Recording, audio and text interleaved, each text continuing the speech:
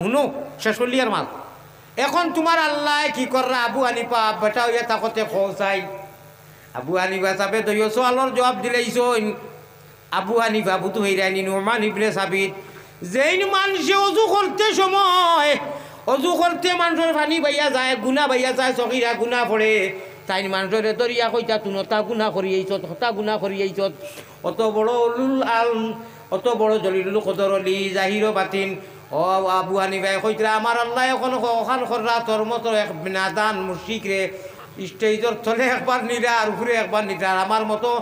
আবু হানিফার বাবু লাগি আমি সারা ইমাম হলর বড়